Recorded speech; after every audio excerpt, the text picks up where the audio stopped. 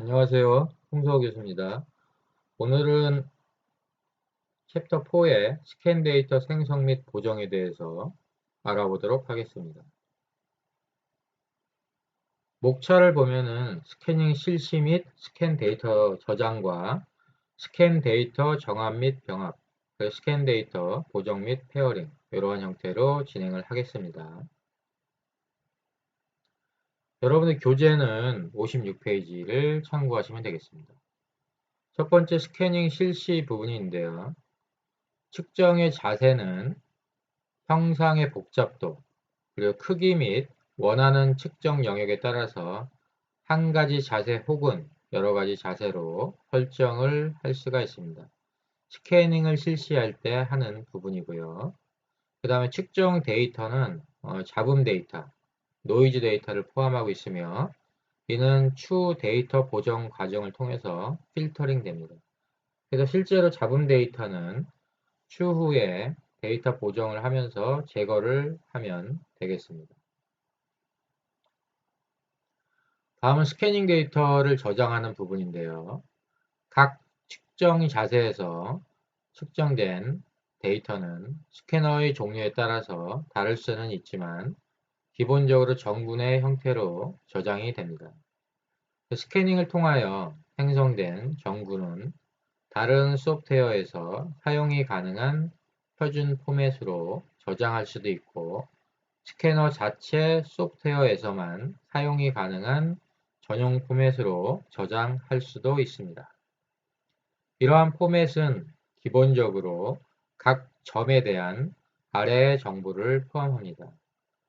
기본적으로 이제 점에 대한 정보, X, Y, G 좌표를 포함하고요. 경우에 따라서는 STL 파일과 같이 법선 벡터, 색깔 정보, 이웃하는 정가의 위상 정보를 포함할 수 있습니다.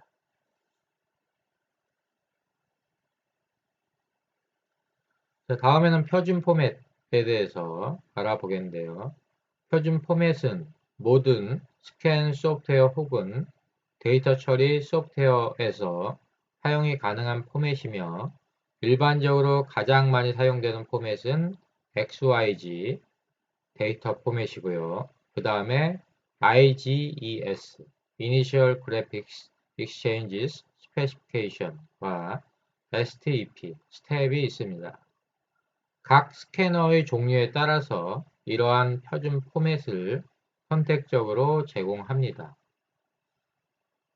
자, 그러면 각 포맷을 좀 알아볼 텐데요. XYZ 데이터 포맷은 가장 단순하고 각 점에 대한 좌표 값인 X, Y, G 값을 포함하고 있습니다. 이 장표의 우측에 있는 부분들이 X, Y, G 데이터 포맷의 예입니다. 자, 다음에는 IGES라는 포맷을 우리가 살펴보겠는데요. IGS 포맷은 최초의 표준 포맷입니다. 형상 데이터를 나타내는 엔티티로 구성이 되고요. 점뿐만 아니라 선, 원, 자유곡선, 자유곡면, 트림 곡면, 색상, 글자 등 캐드캠 소프트웨어에서 3차원 모델의 거의 모든 정보를 포함할 수 있습니다. 3D 스캐너에서는 선택적으로 지원이 되고요. 각 면을 표시하기 위해서 타입 126이 사용됩니다. 스캔 데이터는 보통 점으로 이루어져 있기 때문에 타입 106 혹은 116으로 데이터가 저장이 됩니다.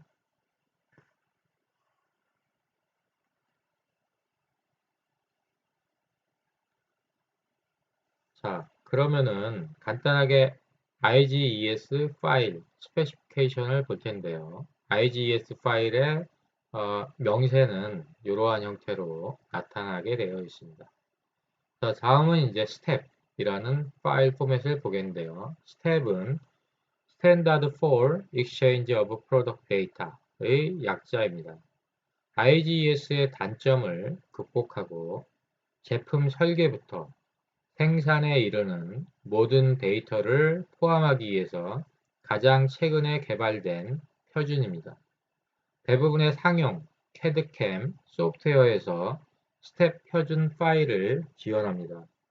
그리고 3D 스캐너에서는 선택적으로 지원합니다.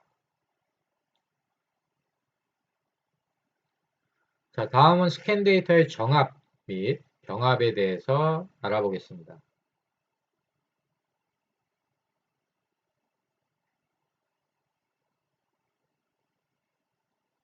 정합은 레지스트레이션이라고도 불리며 스캔 데이터는 일반적으로 여러 번의 측정에 따른 점근 데이터를 서로 합친 최종적인 데이터를 말합니다. 그래서 각 개별 스캐닝 작업에서 얻어진 이렇게 최종 데이터, 그 다음에 각 개별 스캐닝 작업에서 얻어진 점 데이터들이 합쳐지는 과정을 정합이라고 하며, 정합은 정합용 고정구 및 마커 등을 사용하는 경우와 측정 데이터 자체로 정합을 하는 경우가 있습니다. 정합용 마커를 이용하는 경우에 측정 대상물에 정합용 마커를 부착을 하고, 정합용 마커는 그림의 1-22처럼 최소 3개 이상의 볼이 서로 정합될 데이터에 모두 측정이 되게끔 간격을 조절하여 부착을 합니다. 여기에서 얘기했듯이 여러 번의 측정했다는 정근 데이터를 정합용 마커가 있으면은 여기에 맞게 이렇게 이제 정합용 마커로 전체적으로 정합을 시키는 거죠. 그래서 이제 이런 형태가 있는 거고요. 다음에 스캐닝을 통한 측정 데이터를 확보를 해서 그 다음에 정합을 하는 건데요. 실제로 이렇게 이제 정합 준비를 하고 있는 건데, 측정 데이터를 확보를 하고 그 다음에 정합용 마커를 활용해 가지고 측정 데이터 1과 측정 데이터 2 요거를 합치는 작업을 진행하겠죠. 볼 1, 볼 2, 볼 3 이런 식으로. 그래서 3개 이상의 최소한 3개 이상의 정합용 마커를 활용하면 도움이 됩니다. 자, 그러면 여기에서 보면은 정합용 마커를 활용한 정합을 하는데요. 실제로 측정 데이터 1과 측정 데이터 2 각각의 볼 1, 볼 2, 볼 3의 중심을 각각 매칭을 함으로써 정합이 이루어지고 모두 매칭이 되면 각 정합용 마커를 제거함으로써 최종적으로 정합 데이터를 얻을 수 있습니다. 그래서 이제 우리가 스캔을 하게 되면 뭐 좌측, 우측 이런 식으로 하는데, 각각의 내용들을 이제 앞쪽에서 봤듯이 이렇게 데이터 1과 데이터 2를 정합을 함으로써 좀 더 정교한 형태의 스캔한 데이터를 얻을 수가 있는 거겠죠. 그래서 이러한 부분들을 정합이라고 얘기를 합니다. 다음은 두 번째가 점근 데이터를 직접 이용하는 경우인데요. 여기에 그림 1-25처럼 3개의 측정 데이터를 직접 이용해서 정합을 하는 과정을 나타내는 거죠. 여기에는 이제 정합용 마커가 없는 거죠. 이 경우에 정합용 소프트웨어는 각각 측정된 점 데이터로부터 중첩되는 특징 형상들을 찾아내서 그 부분을 일치시킴으로써 정합을 하게 됩니다. 그래서 여기에서 보면은 이렇게 나와 있죠. 정합용 소프트웨어는 측정된 여기에서 이러한 형태의 정합을 하는 거예요. 정근 데이터는요. 특징 형상들을 찾아내서 그 부분을 일치시킴으로써 정합을 하게 된다. 이런 식으로 되어 있죠. 실질적으로 보면은 여기에서 우리가 보면은 실제로 이러한 경우에는 뭐 귀라든지 이렇게 올라온 부분들, 이런 부분들을 갖다가 일치시켜가지고 정합을 하게 되는 부분이겠죠. 일반적으로 정합을 진행을 하기 전에 점 데이터를 보정하고 필터링을 먼저 수행을 해야 됩니다. 점 데이터에서 이제 어떻게 보면 불필요한 노이즈 점근들을 제거하는 그러한 작업들을 진행을 하겠죠. 그래서 여기에서 보면은 정합, 측정 데이터 1과 측정 2 데이터를 가지고 정합 1의 데이터를 생성을 합니다. 그 다음에 정합 1의 데이터와 측정 3의 데이터를 가지고 최종적인 정합 데이터를 생성을 하는 이러한 작업들이 진행이 되는 겁니다. 이런 부분들이 이제 스캔 데이터의 정합이라고 보면 될 것 같고요. 정합은 registration이라고 했죠. 그래서 그렇게 보시면 될 것 같고요. 자, 다음에는 이 병합이라는 merging이라는 부분을 보겠습니다. 병합은 정합을 통해서 중복되는 부분을 서로 합치는 과정입니다. 정합과 병합의 차이점. 이렇게 이제 좀 애매한데 영어로 보면은 정합은 registration, 병합은 merging. 그럼 이 차이를 한번 보면요. 정합과 병합의 차이점을 한번 보겠습니다. 정합은 전체 데이터를 회전 이송하면서 같은 좌표계로 통일하는 과정이죠. 그래서 전체 데이터를 회전 이송하면서 같은 좌표계로 통일을 하는 과정이고요. 병합은 이러한 데이터를 하나의 파일로 통합하는 과정입니다. 그래서 정합은 이제 같은 좌표계로 맞추는 거고요. 병합은 이제 하나의 파일로 만드는 거죠. 두 개의 파일을 하나의 파일로 만드는 거다. 그래서 여기에서 이렇게 이제 정합과 병합의 차이점을 정확하게 이렇게 서술을 한 거고요. 자, 보통의 소프트웨어에서는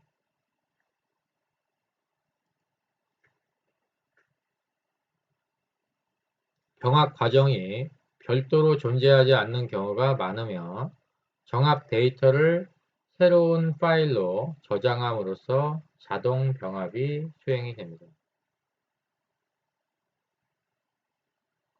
그래서 여기에서 얘기하는 부분들은 정합을 해가지고 두 개를 하나의 이제 어떤 정군이라든지 아니면은 정합용 마커를 이용해서 두 개를 맞춰놨을 때 그거를 갖다가 별도로 이제 병합 과정이 필요 없고 그거를 새로운 파일로 저장을 했을 때 자동적으로 병합이 수행되는 그러한 말들입니다.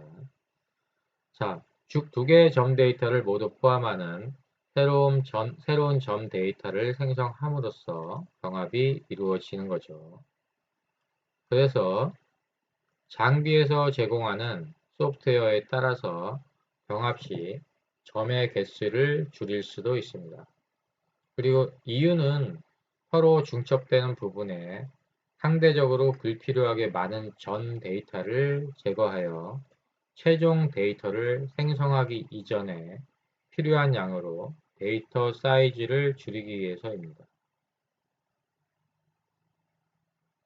자, 다음에는 스캔 데이터의 보정 및 페어링에 대해서 알아보겠습니다. 자, 스캔 데이터의 보정인데요. 스캔 데이터는 기본적으로 많은 노이즈를 포함하고 있으며 측정, 정합 및 병합 후에 불필요한 데이터를 필터링 해야 됩니다.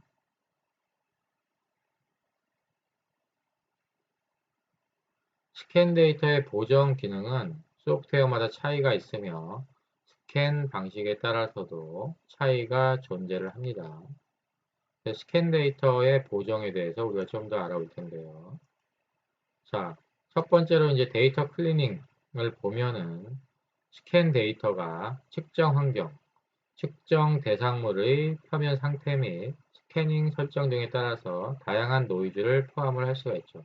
스캔 데이터가 측정 환경이나 표면 상태, 그 스캐닝 설정에 따라서 노이즈를 포함을 실제로 하죠. 특히 이제 환경적인 부분에 영향을 많이 미칩니다. 자, 노이즈는 여러 가지 방식으로 제거가 가능한데요. 소프트웨어에서 제공하는 자동 필터링 기능을 사용할 수도 있고요. 수동으로 필요 없는 점들을 제거할 수도 있습니다. 수동 기능은 특정 영역을 설정해서 필요 없는 점들을 제거하는 기능이라고 보면 되겠죠. 자, 그 다음에 세 번째로 크롭 영역을 측정 회전축의 반경 방향에 대해서 설정을 할 수가 있습니다.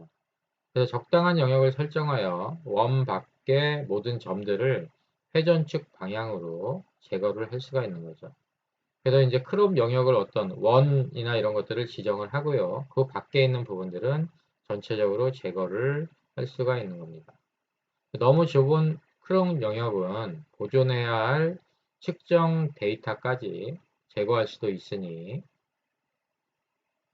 이 점을 유의해서 영역을 정할 필요가 있습니다. 그래서 그림에 보면은 붉은색으로 표시된 점들이 이 설정으로 제거될 점들입니다. 그래서 이렇게 이제 크롭 영역을 지정하고 요 원의 밖에 있는 부분들은 제거가 되는 형태로 나타나겠죠.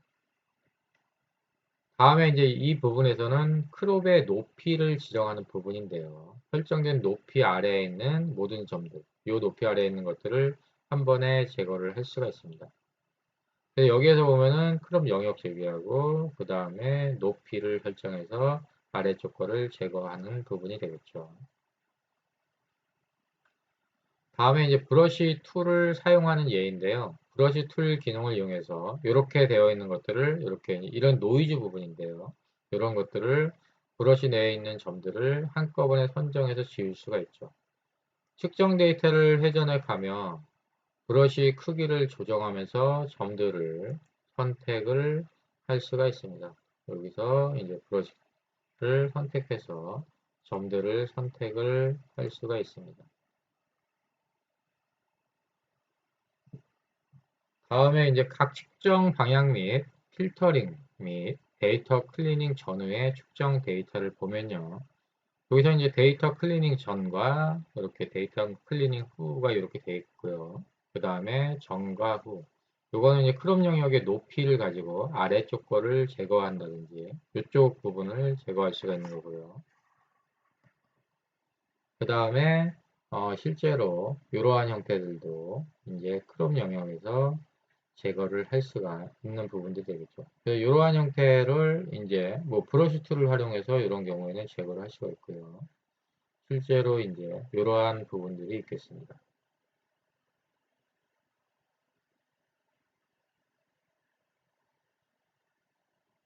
그래서 실제로 필터링과 데이터 클리닝을 활용을 해가지고 이렇게 깔끔하게 실제로 제거를 할 수가 있겠죠.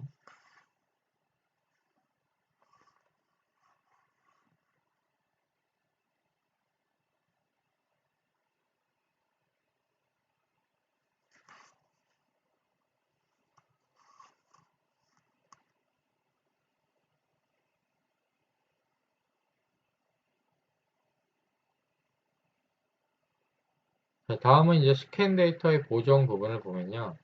데이터 클리닝이 끝나고 정합 전후로 아래와 같은 다양한 보정 과정을 거치게 됩니다. 데이터 클리닝이 끝나고 정합을 하기 전에, 그러니까 레지스트레이션 앞쪽에 하기 전에 보정 과정을 거치는데요. 필터링이라고 해서 중첩된 점의 개수를 줄여서 데이터 처리를 쉽게 합니다. 그리고 스무팅이라고 해서 측정 오류로 주변 점들에 비해서 불규칙적으로 형성된 점들을 매끄럽게 함으로써 데이터에서 중요하지 않은 것을 제거하고 그 패턴을 알아내는 기법입니다. 이러한 보정 기능은 스캐너마다 다르게 제공이 됩니다. 자, 다음은 이제 스캔 데이터의 페어링 부분을 보겠습니다. 이제 스캔 데이터의 페어링은 그 형상 수정, 이제 첫 번째로 형상 수정을 볼 수가 있는데요.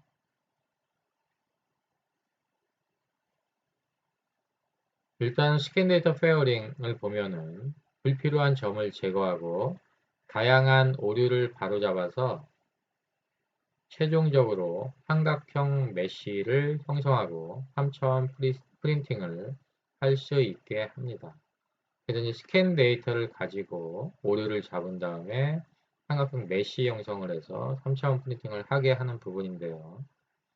스캐너의 특성상 측정이 되지 않는 부분에 삼각형 메쉬 작업을 수행하게 되면 그 자리에 움푹 패인 형상이 주로 생성되고 이는 스캐닝 소프트웨어를 이용해서 수정을 할 수가 있습니다. 그래서 여기에서 보면은 그림에 이제 1-31 뒤쪽에 있는데요. 1-31은 페어링 작업 이전의 점 데이터를 삼각형 메쉬로 변환한 모습을 나타내며 축정이 되지 않은 부분이 비정상적인 형상을 띠고 있음을 알 수가 있고, 이러한 움푹 패인 현상은 패치와 같은 틀로 주변 점들을 연결해서 수정을 할 수가 있습니다. 자, 여기에서 보면은 이렇게 스캔을 한 다음에 이렇게 삼각형 메쉬 데이터를 생성을 했을 때 이렇게 움푹 패인 부분이 나타나는 거고요. 이러한 메쉬를 갖다가 이쪽에 나와 있듯이 패치와 같은 틀로서 주변 점들을 연결해서 수정, 움푹 패인 것들을 갖다가 이제 다시 이렇게 좀 원위치로 되돌아올 수 있게 할 수 있는 부분이고요. 다음에 삼각형 메쉬 생성 시의 법칙 위배의 사례인데요. 삼각형 메쉬를 생성할 때 몇 가지 법칙이 있는데, 이 법칙을 벗어난 삼각형들을 페어링 과정을 통해서 자동 및 수동으로 모두 제거할 수 있습니다. 그래서 여기에서 보면은 아래는 이 법칙을 위반한 사례인데요. 벌텍스 투 벌텍스 법칙 위배의 사례이고요. 점과 점 사이의 법칙으로 삼각형들은 꼭지점을 항상 공유해야 합니다.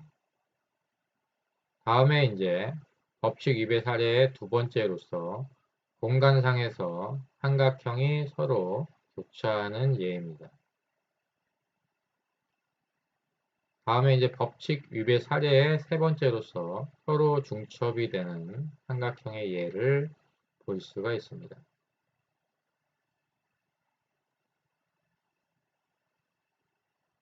다음에 법칙 위배 사례의 네 번째로서 구멍이 포함된 메쉬의 예가 포함이 되어 있습니다.